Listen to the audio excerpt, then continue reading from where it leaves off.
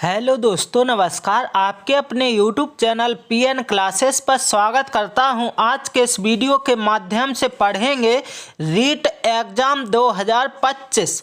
Gene पियाजे का सिद्धांत सीधे आपके दिमाग में उतार देंगे। टारगेट 30 में 30 का रहेगा। यदि आप इस चैनल पर नए आए हैं तो इस चैनल को लाइक, शेयर और सब्सक्राइब कर लीजिए और व्हाट्सएप ग्रुप और टेलीग्राम चैनल को ज्वाइन कर लीजिए। इसकी लिंक आपको वीडियो के डिस्क्रिप्शन में मिल जाएगी। देर न करते हुए चलते हैं वीडियो में आगे और देखते हैं जीन पियाजे के सिद्धांत को डिटेल में तो देखेंगे। और देर न करते हुए आप सभी को देखना है कि जीन पियाजे के सिद्धांत में क्या क्या कहा गया था। तो जीन पियाजे का संज्ञानात्मक विकास का सिद्धांत, यदि दोस्तों प्रश्न में आ जाए संज्ञानात्मक विकास का सिद्धांत किसने दिया, तो आपको जीन पियाजे टिक करके आगे बढ़ जाना है। आपका प्रश्न का आंसर बिल्कुल करेक्ट हो जाएगा। अब आगे क्या है, जीन पियाजे 1896 से 1980 स्विस मनोवैज्ञानिक थे, यानी स्विट्जरलैंड के मनोवैज्ञानिक थे जीन पियाजे, जिन्होंने बच्चों के बौद्धिक और मानसिक विकास पर गहन शोध किया था। किस किस पर? बौद्धिक और मानसिक विकास पर गहन शोध किया। उनका मानना था कि बच्चों का सोचने और समझने का तरीका उनकी उम्र और अनुभव के अनुसार बदलता है। तो यदि आ जाए कि जो बच्चे हैं उनका विकास उम्र और अनुभव के अनुसार होता है, तो आपको जीन पियाजे टिक करना है। बिल्कुल सही आपका आंसर हो जाएगा यहाँ पर। अब आगे की स्लाइड में देखना है आपको क्या, तो देखेंगे पियाजे के संज्ञानात्मक विकास के 4 चरण क्या क्या हैं। तो पियाजे ने बच्चों के मानसिक विकास को 4 चरणों में विभाजित किया है। कौन कौन से 4 चरण थे, तो इस वीडियो में आगे 4 चरणों की पूरी डिटेल से क्या है बात की जाएगी। तो देखना है संवेदनात्मक चरण, यानी इसे संवेदी गामक अवस्था के नाम से भी जाना जाता है। इस इंद्रिय गामक अवस्था भी कहा जाता है। और इसमें आपको ये देखना है इंग्लिश में सेंसरी मोटर स्टेज। अब ये होती कब से कब तक है, तो जन्म से 2 वर्ष तक ये अवस्था चलती है। अब आपको यहाँ पर देखना है इसकी विशेषताएं क्या हैं। जो विशेषताएं हैं, बच्चा अपने आसपास की दुनिया को अपने इंद्रियों देखना, सुनना, छूना और गतिविधियों के माध्यम से समझता है। बच्चा जो छोटा होता है इसमें आपको ये देखना है अपने इंद्रियों के माध्यम से ही गतिविधियों के माध्यम से समझता है। और दोस्तों यहाँ पर ये देखना है कि वस्तु स्थायित्व का गुण भी किसमें आता है, संवेदी गामक अवस्था में ही आता है। अब आगे स्लाइड में देखते हैं जो सेकंड अवस्था है क्या है, पूर्व संक्रियात्मक चरण यानी अवस्था। तो आपको यहाँ पर देखना प्री ऑपरेशनल स्टेज। इसमें आयु कब से कब तक ली जाती है, 2 से 7 वर्ष तक की आयु वाले बच्चे पूर्व संक्रियात्मक चरण में आते हैं। इसमें आपको देखना है विशेषताएं क्या है, भाषा और प्रतीकात्मक सोच का विकास होता है। यदि प्रश्न में आता है कि प्रतीकात्मक सोच का विकास होता है कौन सी अवस्था में, तो आपको टिक क्या करना है, पूर्व संक्रियात्मक अवस्था टिक कर देना है और आपका आंसर बिल्कुल करेक्ट हो जाएगा। लेकिन बच्चे अभी भी तर्क और तर्क संगत में कमजोर होते हैं, तो ध्यान देना है इस प्रकार से। अब यहाँ पर आगे देखेंगे, आगे क्या है, स्वकेंद्रता। स्वकेंद्रता, बच्चा दूसरों के दृष्टिकोण को समझने में असमर्थ होता है, दूसरे के दृष्टिकोण को समझ नहीं पाता है।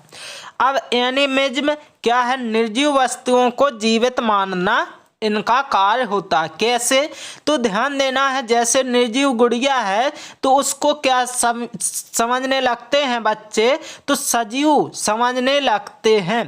तो इसमें आपको ध्यान देना है सजीव का भी क्या रहता है, गुण रहता है। अब यहाँ पर देखना है संरक्षण की कमी रहती है किसमें, पूर्व संक्रियात्मक अवस्था में। बच्चा यह नहीं समझ पाता कि मात्रा, आकार या स्वरूप बदलने पर भी समान रहती है। बच्चा यह भी नहीं समझ पाता है। अब तीसरी अवस्था में क्या कहा गया है, तो देखना है यहाँ पर तीसरी अवस्था ठोस संक्रियात्मक चरण या इसे मूर्त संक्रियात्मक चरण कह सकते हैं। Concrete operational stage. ये आयु कब से कब तक ली जाती है, 7 से 11 वर्ष तक की आयु वाले बच्चे इस अवस्था में आते हैं। बच्चा ठोस वस्तुओं और घटनाओं के संदर्भ में तर्क करने लगता है।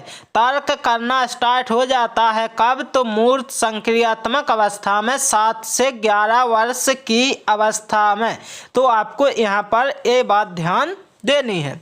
और विशेषताएं क्या हैं इनकी, संरक्षण की समझ आ जाती है।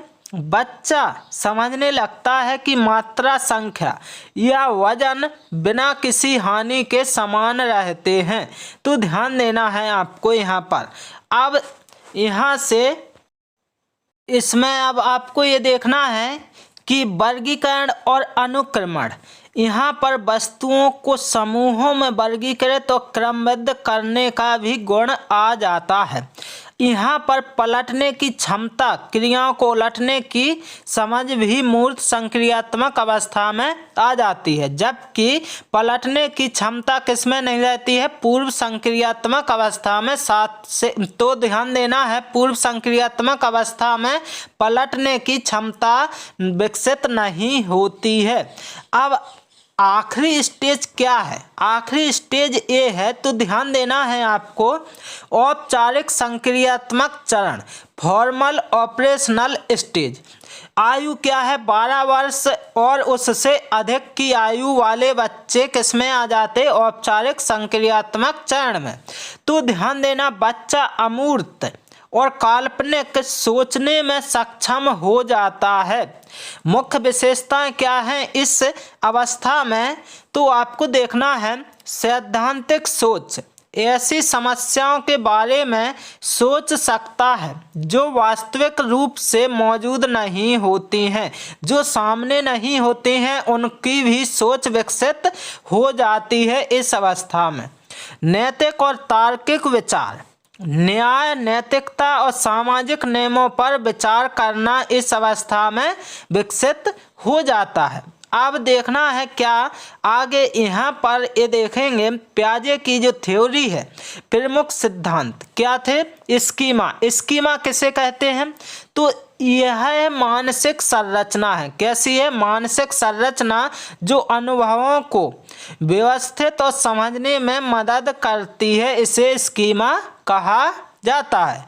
अब इसके बाद ध्यान देना है यहाँ पर समानता, एसिमिलेशन, नई जानकारी को पहले से मौजूद स्कीमा में समायोजित करने की क्रिया को क्या कहा जाता है, एसिमिलेशन कहा जाता है। समायोजन क्या है, एकोमोडेशन, नई जानकारी के अनुसार पुराने स्कीमा को बदलना। जहां पर परिवर्तन शब्द आ जाए वहां पर क्या हो जाएगा, समायोजन हो जाएगा। अब क्या है, यहाँ पर देखेंगे संतुलन क्या है, यह प्रक्रिया समानता और समायोजन के बीच संतुलन बनाए रखने में मदद करती है। तो ये था आपका जीन पियाजे का संपूर्ण सिद्धांत इस वीडियो के माध्यम से बता दिया गया है। यदि आप सभी को ये वीडियो अच्छा लगा हो तो इस चैनल को लाइक, शेयर और सब्सक्राइब कर लीजिए और व्हाट्सएप ग्रुप व टेलीग्राम चैनल को ज्वाइन कर लीजिए। इसकी लिंक आपको वीडियो के डिस्क्रिप्शन में मिल जाएगी। Okay, thank you guys.